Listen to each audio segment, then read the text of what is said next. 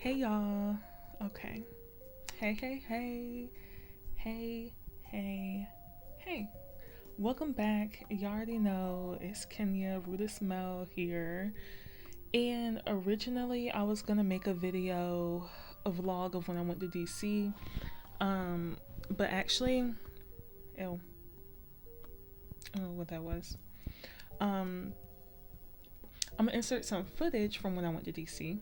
Finally, um, put it out.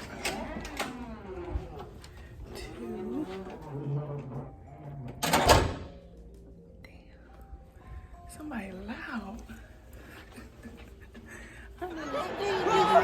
Watch it right here. Watch it right here.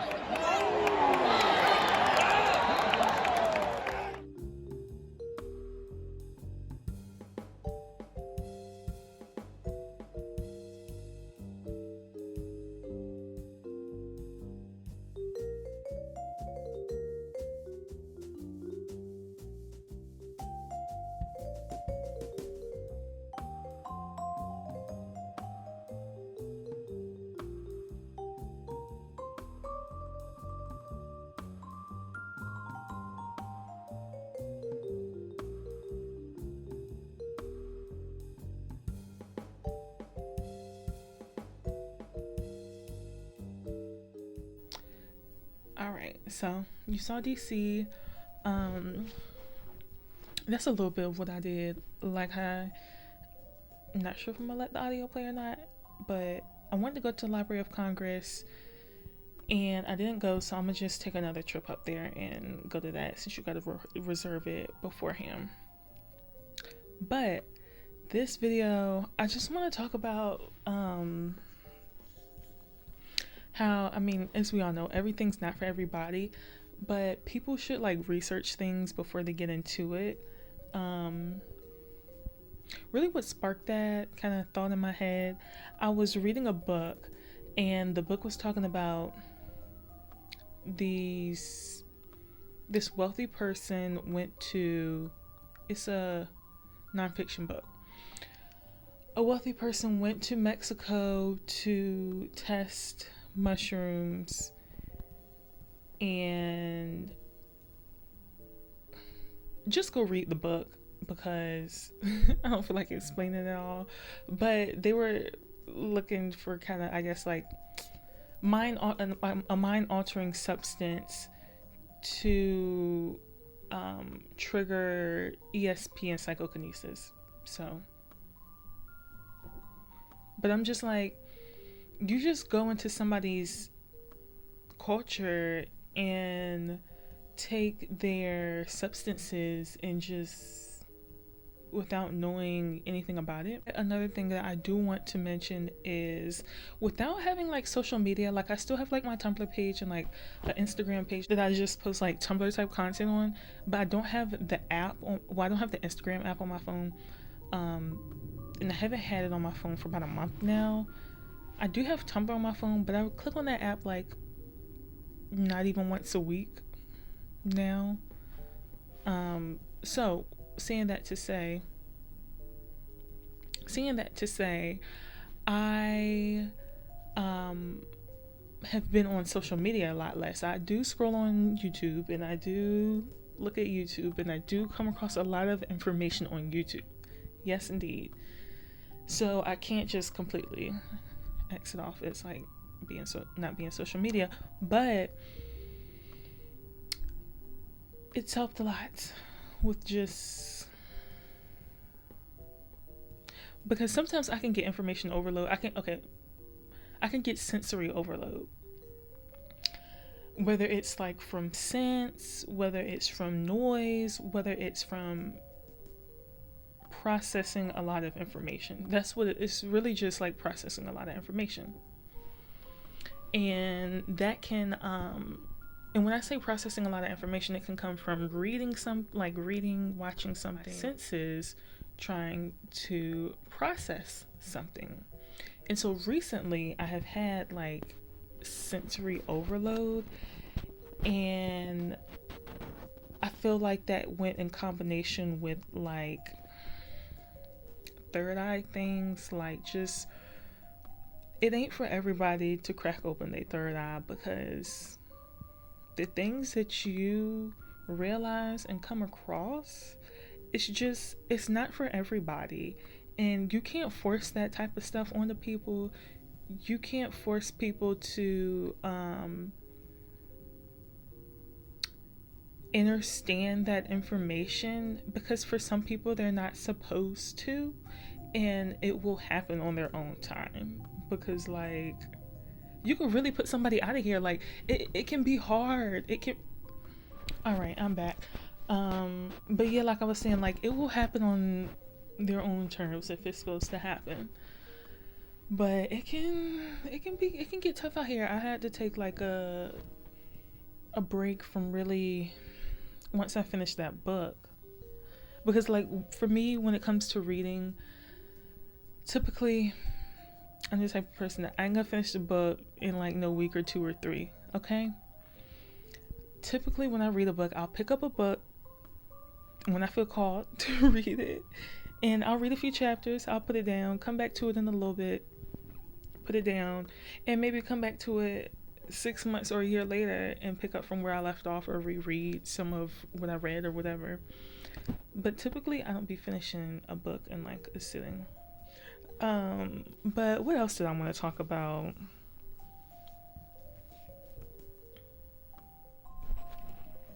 Oh yeah, so another thing I wanted to talk about is like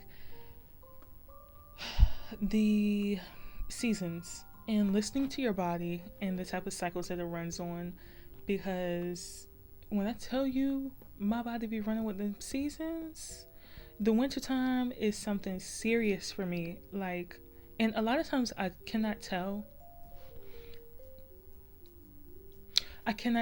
until like it's coming springtime, and I'm like, damn, that was rough. And that's how I was this season. Like, oh my gosh, I couldn't really tell that I was like in a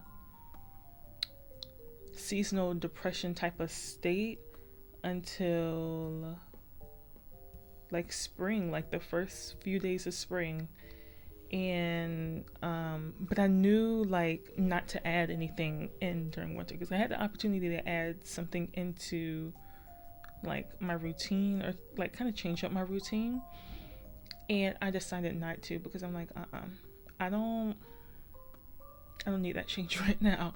And now I get why I didn't want to make that change, even though now I'm like so much more open and ready to make that change. But then I was like, oh no, this is not happening. So I'm so happy seeing that, to say I'm glad that it is springtime now, because I feel alive again. The winter, I really be feeling dead, like real dead. But it's the springtime now, and talk about clearing things out. Clearing it out. The next thing I need to clean out is my closet, though. I need to get rid of a lot of things. So, okay, another thing I want to mention, which I've probably mentioned before. People are mirrors. Like, people are mirrors. And being someone that is, who's, can be sensitive to like energetic changes and just sensory and very observant. We're all a reflection of each other, but like, it's just it's just amazing to see an interaction, the reflection that people give back to you, and just the synchronicities that occur. It's cool. It's the little, spice of life, spice in life,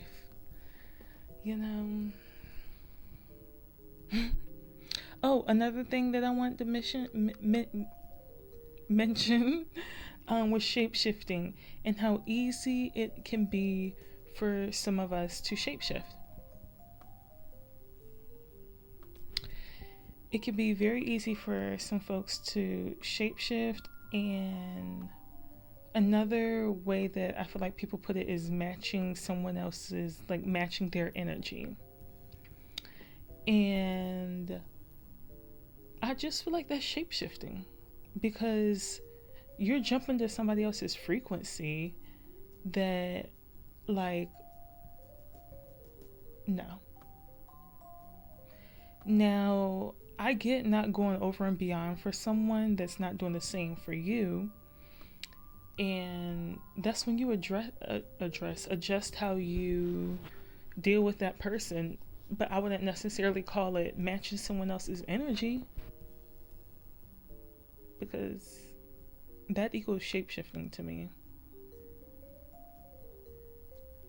And I'm not shapeshifting anymore, because I feel like it's very easy for me to get caught up in, I feel like, matching someone's energy, shapeshifting, people pleasing,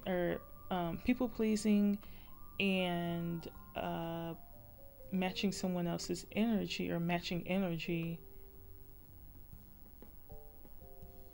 And I mean, matching energy is not necessarily a bad thing in some instances.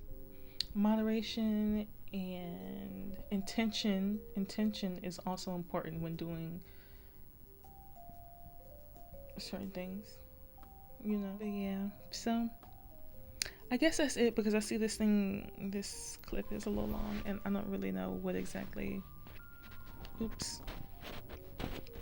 Don't know what I'm up here rambling about for real, but do your research before you dive into something. Also,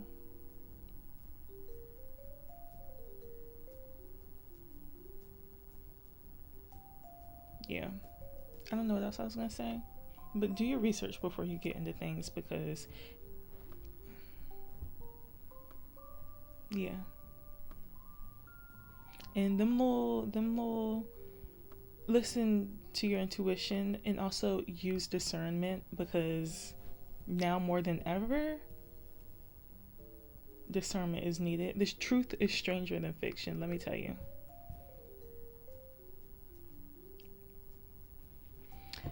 I ain't gonna go all the way there, but anywho, I'm out of here, and I'll talk to you later.